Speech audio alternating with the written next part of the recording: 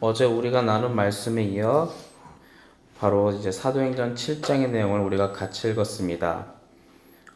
처음에 공회 앞에 재판 앞에 섰던 스데반에게 어쩌면 최후 변론이 있었습니다. 그 내용이 사도행전 7장 1절부터의 내용입니다. 그 내용을 간략하게 얘기하면 이스라엘 민족에게 함께했던 하나님의 역사를 이야기하고 있습니다. 즉 우리가 다 알다시피 창세기 때부터 있었던 하나님의 역사였죠. 저는 그 부분을 읽으면서 한 번쯤은 이런 생각을 해봅니다. 하나님은 즉 인간 이신욱이라는 사람과 함께 하셨던 하나님은 어떤 역사를 했을까? 만약 먼 훗날에 아니요, 어쩌면 오늘도 그런 일이 일어났을지도 모르겠습니다만, 만약 저에게 하나님은 너에게 어떤 분이시고 어떤 기적을 베푸셨냐라고 한다면 저는 어떤 말을 할까라는 생각을 해봅니다. 요즘 들어 제 어린 시절에 있었던 작은 실수로 인해 제가 크게 위험에 빠졌던 일이 있습니다.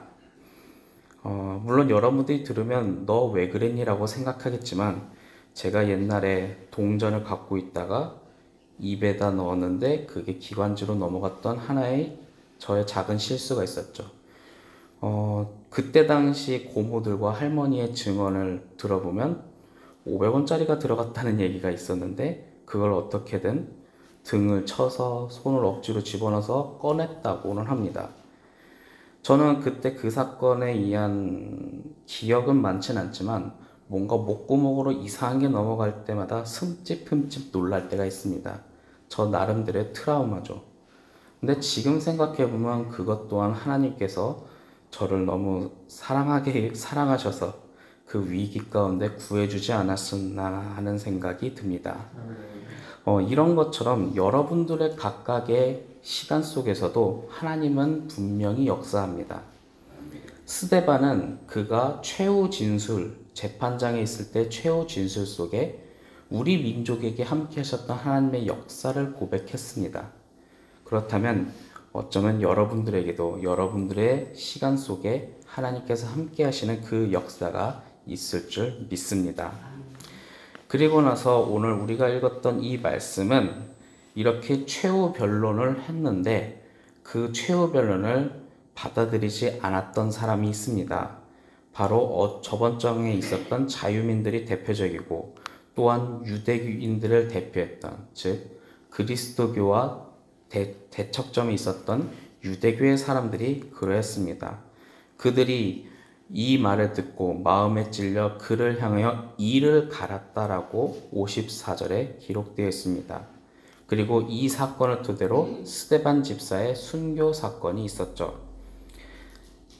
그러나 참 아이러니하게도 이 스데반 집사의 순교 사건은 굉장히 안타깝고 고통스럽지만 오히려 이 사건이 교회가 이스라엘 땅에만 머무는 것이 아니라 세계 각 지역으로 퍼져나가게 되는 하나의 사건이 되기도 했죠. 누군가가 이렇게 말을 합니다. 유대교와 그리고 우리 기독교의 차이점은 무엇일까? 우리 기독교는 이 사건 이후로 이스라엘 땅에만 있는 것이 아니라 세계 각국으로 퍼져났다면 유대인들은 그 지역에만 계속 머물렀다는 거죠. 실제로 유대교 구약 성경에 보면 창세기, 출애굽기, 레위기가 있듯이 마지막에는 우리는 말라기를 갖고 있지만 그들이 갖고 있는 유대교 구약 성경 타낙에는 마지막에 역대하가 있습니다. 왜 역대하가 있나 해서 역대하 마지막 부분을 보니 그들이 예루살렘 땅으로 돌아오면서 이야기가 끝나는 거죠. 즉 그들은 그들의 성전이 있었던 그 예루살렘 땅에 집착하면서 마무리를 짓는 내용이 있습니다. 그래서인지 이스라엘에 있었던 하마스와 내전 상태 때 그 좁은 땅덩어리에서 서로 치고받고 하는 것이 어쩌면 그곳에서 벗어나지 못하는, 예수님께서는 오히려 우리에게 땅끝까지 증인이 되라 했던 것처럼 그곳을 벗어나 세계 땅끝까지 갔던 우리 기독교와는 다른 점이 있었던 것 같습니다. 아무튼 오늘 이 사건으로 인해서 스데반 집사의 순교 사건은 참으로 안타깝지만 그것이 오히려 땅끝으로 확장되는 계기가 되었던 것은 분명한 사실입니다. 그러한 교회가 땅끝으로 확장되는 그 순간에 오늘 말씀에는 크게 두 명의 사람이 등장합니다. 한 사람은 오늘 이 사건으로 인하여 순교당했던 스데반 집사가 있고, 또 한 사람은 사울이라 하는 한 청년이 있었습니다. 물론 우리가 나중에 이야기를 알다시피 그 사울이라는 청년은 주님을 만나서 회심하고 사도가 되었던 사람인데, 그 두 사람을 놓고 비교하면서 오늘 이 성경 구절은 우리에게 하나의 메시지를 던지고 있습니다. 그것은 스데반이 바라봤던 그 시선이 있고, 또한 사울이 바라봤던 시선이 있었다는 거죠. 사도행전 7장 55절에 보면 스데반이 이제 사형 선고를 받고 돌로 맞을 그 순간에 스데반은 하늘을 바라보았다고 이야기를 합니다. 그런데 그냥 하늘만 봤지만 그가 집중한 것은 다른 것이었죠. 하늘을 보고 있지만 55절에 하나님의 영광과 및 예수님께서 하나님 우편에 서 있는 것을 그가 바라보았다는 거죠. 즉 스데반은 하나님 우편에 서신 예수님을 보고, 그리고 56절에 이렇게 말을 합니다.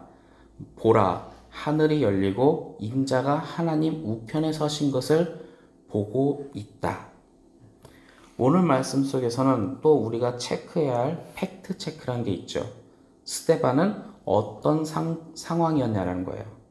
즉 간단히 말해서 사형 집행이 바로 눈앞에 있는 순간이었다는 거죠. 인간은 고난받고 있는 순간에 어쩌면 하늘을 바라볼 수 있는 용기가 있는지 모르겠습니다. 어쩌면 죽음의 순간 그 앞에서 제 상식선에서는 하늘보다 내가 살고자 하는 욕망이 더 크니 어쩌면 그 가운데 그들에게 살려달라고 하는 게 더 상식적이 아니었을까 하고 저는 생각을 해봅니다. 하지만 보통 사람의 경우는 그렇게 고난 중에 주저앉아 버리고 불평을 하고 하늘을 바라보지 않습니다. 그러면 당연히 고난 중에 하나님이 보이지 않는다는 거죠. 그러나 오늘 말씀에서 등장한 스데반은 고난 중에 하늘을 우러러 하나님을 바라봤다고 합니다. 그것이 바로 스데반이 시선이 있다는 거죠. 어쩌면 믿음이 연약한 사람이 똑같은 상황이었다면 하나님을 원망했을지도 모르는데 오히려 하나님께서 계신 것을 증거하고 있었습니다. 그렇다면 우리의 시선은 우리는 무엇을 바라보며 살고 있는지를 생각해 볼 필요가 있습니다. 어쩌면 세상 속에 우리나라는 이유였던 자본주의 국가다 보니 돈이나 성공으로 세상은 인간을 판단하고 있는 것 같습니다. 그러다 보니 어쩌면 하나님보다 다른 것을 바라보고 있는 사람들이 더 많은 것 같습니다. 누군가는 돈과 권력과 그리고 세상에 있는 모든 물질들을 생각하면서 그것을 바라보며 살아가고 있죠.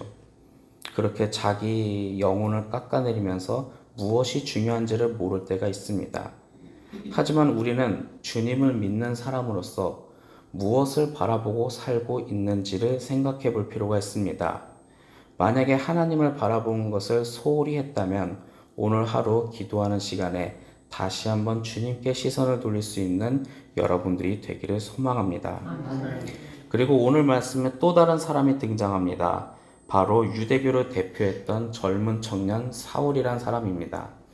물론 우리는 이 사람이 나중에 회심할 것을 알지만 지금 읽은 성경의 이 순간에는 그 회심을 잠깐 내려놓고 그렇게 유대교의 대표성을 가지고 있었던 이 청년 사울은 무엇을 바라보았는지를 생각해 볼 필요가 있습니다.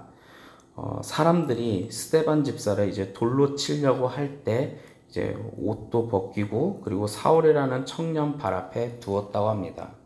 그렇다면 우리가 자동적으로 그 사울은 무엇을 보았냐는 것이죠.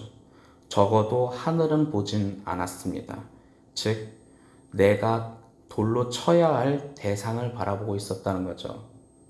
그렇다면 우리가 그의 마음속에 하나님은 보이지 않고 오히려 스데반을 바라보면서 그는 어떤 마음이 들었을까라는 겁니다.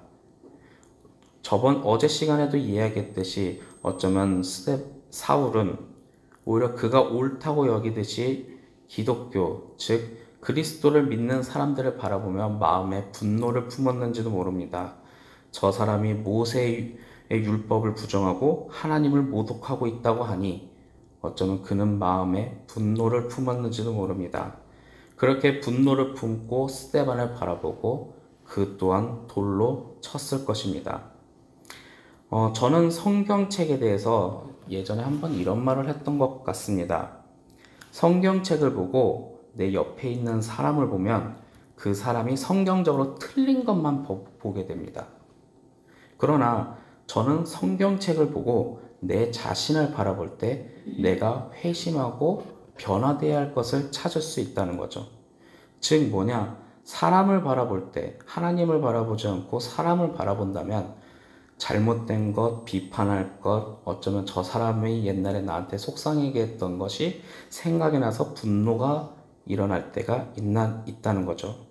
즉 우리는 하나님이 아닌 다른 것을 볼 때 우리 마음속이 분노가 가득 차고 우리는 어쩌면 돌로 쳤던 살인자와 같은 사람으로 변화될 수 있습니다. 그렇기 때문에 오늘 이 말씀은 우리가 한 번쯤은 생각해 봐야 할 것은 우리의 시선과 우리의 집중이 어디에 있느냐는 것입니다.